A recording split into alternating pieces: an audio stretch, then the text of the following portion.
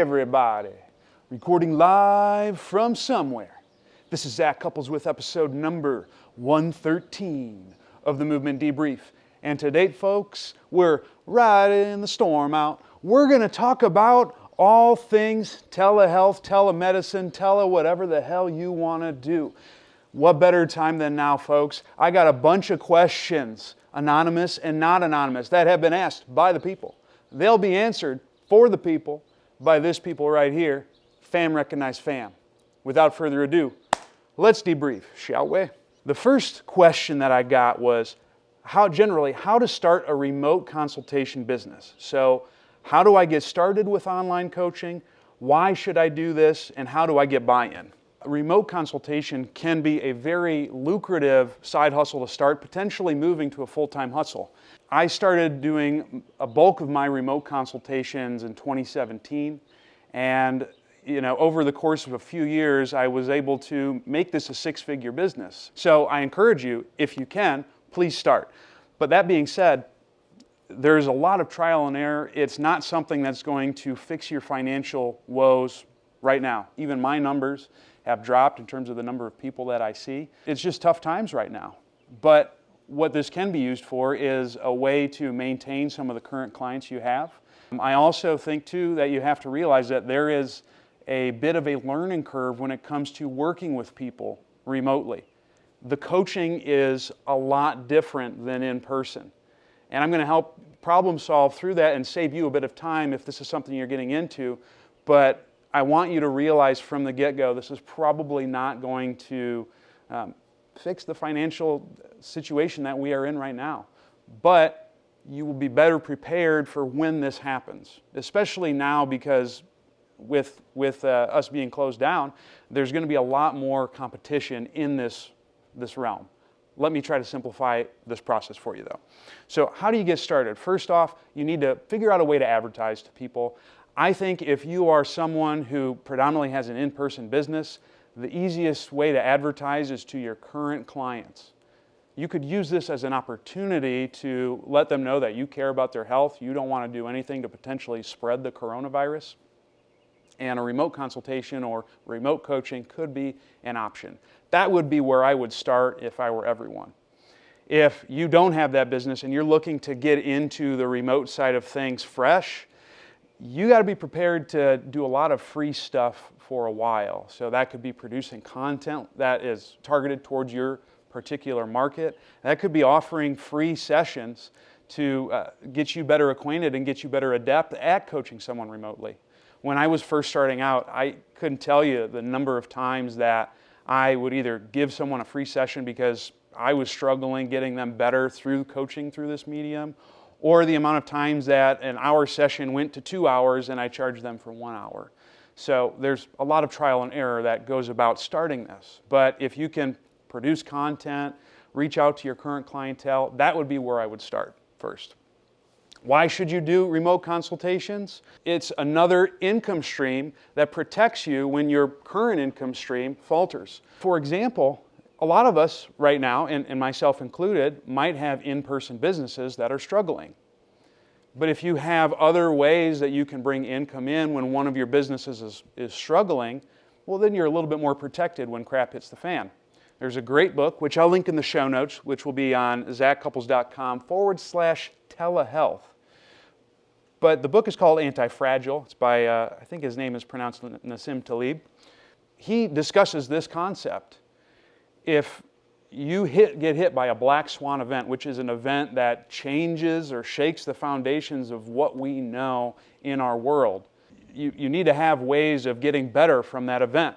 This could be an example of that. If you focus on only one income stream and you have something like the coronavirus that wipes it out and you have nothing else to support you, you're going to falter when a stressful event occurs. This allows you to mitigate that. On the flip side, I also would encourage people who maybe are only doing online stuff to look into doing in-person business as well. Perhaps we get hit with a cyber terrorist attack that wipes out internet access in the US. Well, your boy would be SOL. So diversity of income streams and revenue streams is really the key. And that's why I think having this as one income source could be incredibly useful. How do you get buy-in?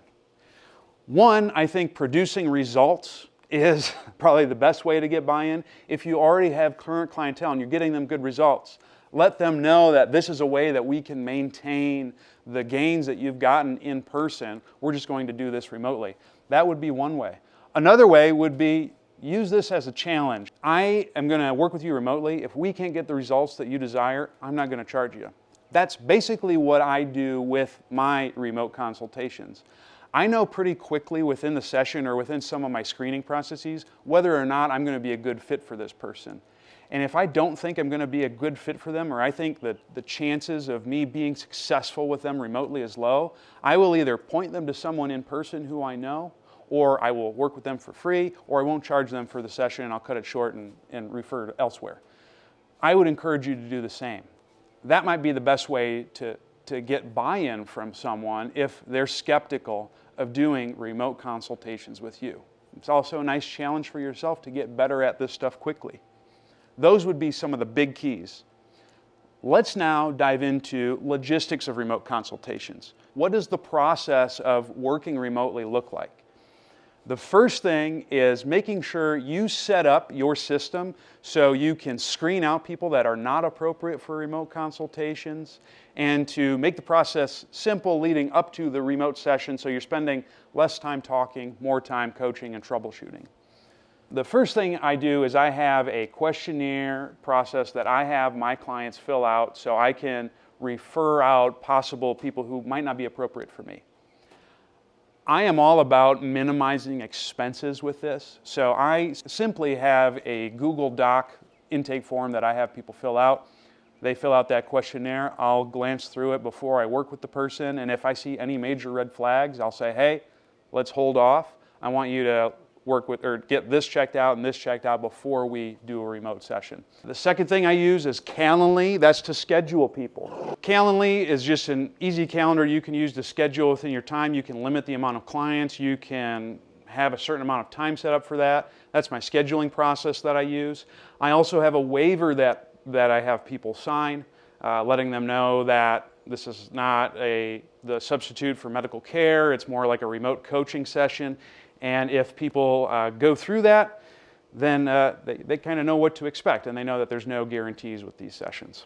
The thing I use to get people to sign these things, because I try to minimize anything that could potentially slow someone down from getting to see me. I like DocHub because it's cheap. You can create templates. I would strongly encourage you to look into using DocHub for this. So you got a Google form, you have signing a waiver through DocHub, you have scheduling through Calendly. Those would be the logistical things. The next piece is setting yourself up to make sure that your remote session is successful when we're discussing the setup. Lighting is incredibly important. Making sure that the person you are working with has a good device to watch from is important, and what they wear is important.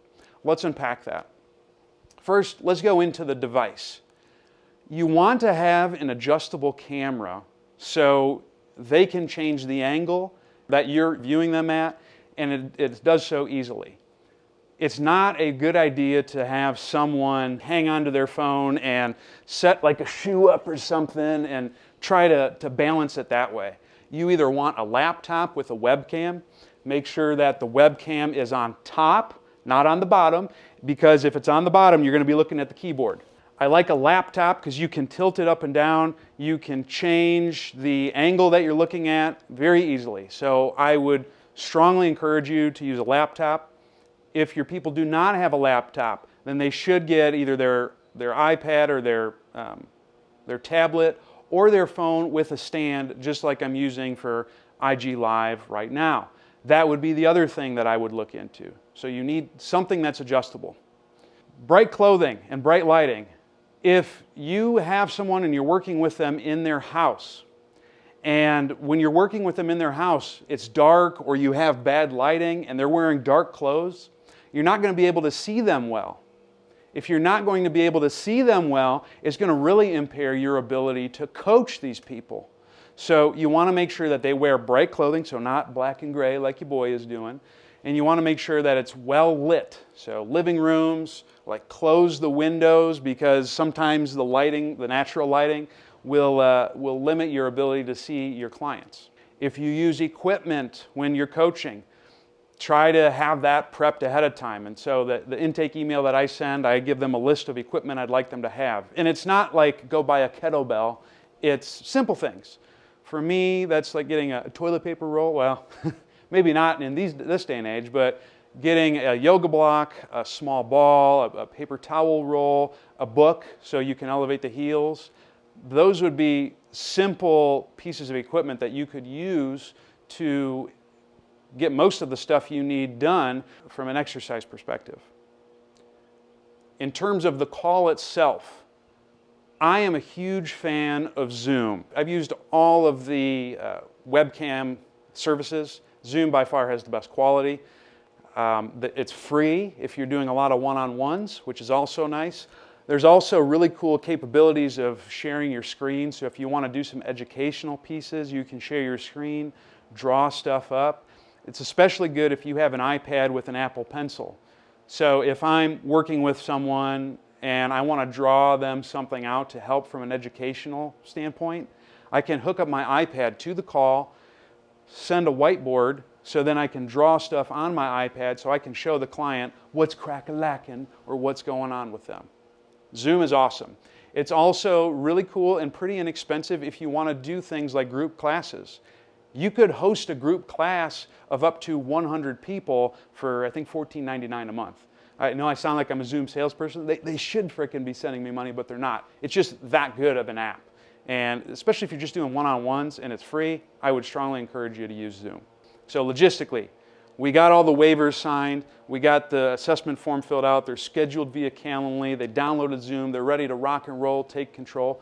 Another nice thing about Zoom is you can lock the room so no one else comes in. You got them set up. Now let's talk about the session itself, like how to coach this. I got a couple questions on assessments. The first is from Betsy Baker Bold, aka B3. I don't know if you go by that, Betsy, but you should. What assessments do you use that can be done remotely via video? And then the other one would be evaluating multiple systems at a distance. This was by Jonas. So it's really hard to do a lot of special testing and all that in terms of checking all of the systems from a refer out standpoint. Really, if you you have good intake forms, that's going to point you towards any red flags that someone might have. A lot of the special testing or any testing you would do in person is to confirm the red flag that you found via your subjective assessment. So if you have any hesitancy about seeing someone based on what they're saying in their intake forms, either clarify in the email beforehand or ask them subjectively when you're talking to them. And if you're hesitant, refer out. Send them to someone they can see in person, whether that's a physician, going to urgent care, whatever. Just do no harm, first and foremost. In terms of assessments that I do, for me, there's certain things that I know I need to look at from a movement perspective to give me a good idea in terms of what this person needs movement-wise. With my model, I'm really looking at two growth strategies. I'm looking at, does someone need more inhalation mechanics, which if you don't know what that is, I would check out my Human Matrix Foundations course. It's free. You definitely want to give it a shot. So I have inhalation mechanics or I have exhalation mechanics. And I really tier all of my tests to look at those in many different angles. Aside from body-specific tests, so if someone has like shoulder pain, I might have them raise their arms and see what hurts. I try to find something that reproduces the person's pain or feels limited, so that we can always come back to that. That's another way to create buy-in, because if it hurts to reach forward and you do some stuff and then they reach forward and it doesn't hurt, then you've got them. So you always want that first. If we're talking about assessing those two spectrums, inhalation and exhalation mechanics, the first thing I will look at is some standing tests to get a gross evaluation of exhalation mechanics. I'll have someone do a toe touch. Why is a toe touch exhalation based? Well, I'm glad you asked. When I go to touch my toes, the feet are hip width apart, knees locked, you're going to bend forward and try to touch them. The sacrum has to nutate as you do that in order for you to touch your toes. If someone can't do that, they are going to have an exhalation limitation, like your boy. If you're getting x-rays of someone, you need to have 2 views to establish a diagnosis. I apply the same thing to assessing someone. So I always try to get 2 views. So what I do is I will demo, look, I want you to do it the way I am in camera first. I have them do it. Okay, cool. Now do it from the front. Same thing.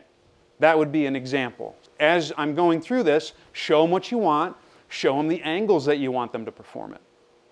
Toe touch first. That's exhalation mechanics. To check inhalation mechanics, I'm going to look at a toe touch to squat. So can your peeps squat ass to grass without cheating? What that looks like is same setup, feet hip width apart, toes pointing forward. You want to go to touch your toes, and from there you want to shoot your knees straight forward, not going knees out, not twisting your feet out, not letting your heels come up, and show me how low you can squat. What I'm looking for is can they go ass to grass? And I'm close, but no cigarillos. If they can't do that, you know that they lack inhalation mechanics. Again, with the squat especially, you want 2 views. Because if you see a side view and they can go all the way down, but then you watch the front and they widen their stance and they shoot their knees out crazy, they're giving you a false negative test.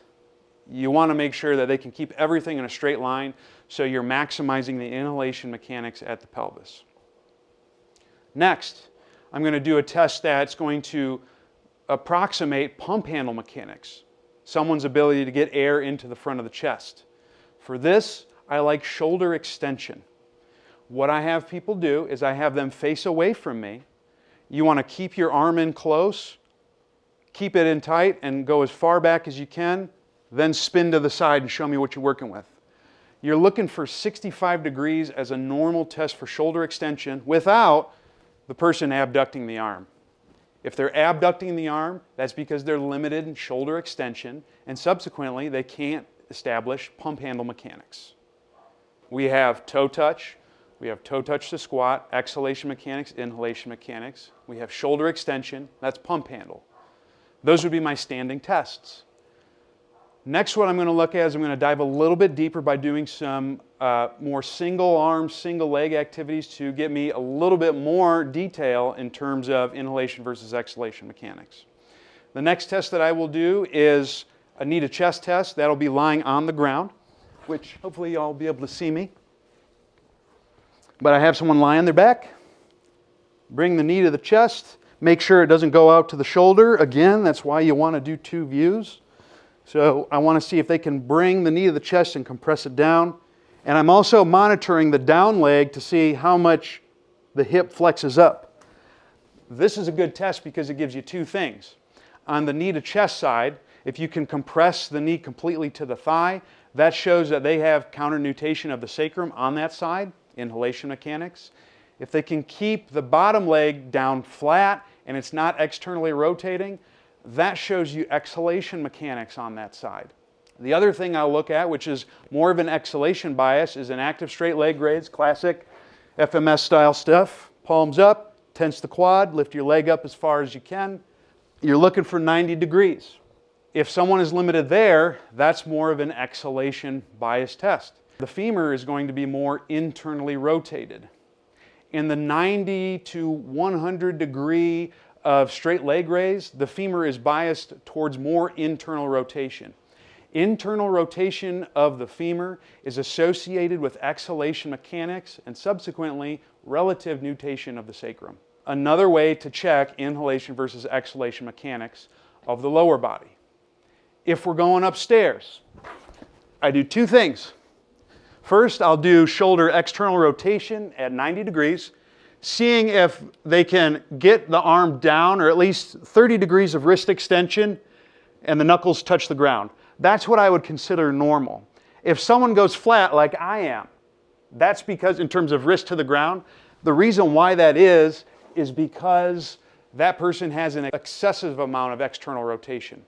When you're doing the test to the ground, because the arm is going to the ground, the elbow is more horizontally abducted than it is relative to the shoulder. So you have like maybe 5-10 degrees of horizontal abduction present. You shouldn't be able to go all the way down. That's why 30-degree wrist extension going back seems to be a more useful way of letting you know if that person's full or not. If they're limited there, then you know that you have a reduction of like mid to lower posterior expansion. Second to last test that I'll look at will be shoulder flexion. It's basically very similar to shoulder extension. I want to lock the elbow in, palm's going to be facing up like so. I'm going to have them put one hand on their rib cage and they're going to try to raise up with the goal being getting the humerus ear level without letting the rib cage pop up or them flaring their elbow out. If you see either of those things, you want to call the test. The last thing I'll look at, I can't really demo here, but I'll look at the infrasternal angle. And all I'll do is if they have a laptop, like I do, I'll have them put the laptop on their lap, or they can hold their phone like so, lift the shirt up, have them draw with their fingers so they can like go on the underside of the rib cage and walk up. Or the other example you could do is just look at it and have them breathe in and breathe out and see how they move. And with all of those tests, more often than not, I have enough information to make some decisions. The big factors are, do they have a dynamic infrasternal angle, which most people don't? Do they need more inhalation mechanics or do they need more exhalation mechanics? And I can get that information from those tests, or at least most of those tests. And that would be the assessment side of things if we're talking about how to work with someone remotely. The next question is, how do you coach someone remotely? This is why in the beginning I said, like, this is tough. This is not going to be the same as working with someone in person. It's a completely different skill and it's going to take you a little bit of time to get the hang of it because you've essentially eliminated a good portion of ways you can coach someone. You can't manually put them into positions. You have to be really good with your words and really good with demoing. And if you are stiff and you can't demo a lot of this stuff, it's going to be really tough for you to coach someone. So the big keys, first thing would be camera angles. You always want to try to get 2 views. More often than not, for me, the most important thing that I want to make sure people can do is create the stacked position of the rib cage. To see if someone can or cannot stack, the side view is probably the most important view, and I will always push someone towards that first with just about every exercise that you can think of. When I say the stack, I want someone to be able to posteriorly tilt the pelvis and complete a full exhale. If they can't posteriorly tilt the pelvis, we're going to do things that work on that. If they can posteriorly tilt the pelvis, but their exhalation is LOL worthy, we're going to do things to focus on the exhalation side of things. You want to slow cook the movement brisket so you get it done right if you know what your boy Big Z is sizzling. So that would be the first thing. Use side views. Make sure you keep a stacked position. Demo the exercise. I will show them the activity that I want them to do. I will break it down step by step. Make sure that it looks good. They get an idea of what I want them to see. And then when I have them get in the position, I'm coaching it one step at a time and I'm going really slow. If you're using a bunch of fancy smancy exercises in person, you want to scrap them. You want to keep this totally simple because you're just learning how to do remote coaching. You're not going to be as good at coaching in the beginning. Your exercise selection should reflect that. Get yourself 5 exercises that you feel comfortable coaching verbally and stick with those. Once your side view looks good, then I would switch to another view and have people coached that way. So you're going to look for any potential compensations. I also find that breaking up the exercise into smaller sets, so maybe you do 5 sets of activity or 3 sets of activity, looking at different views is extremely useful.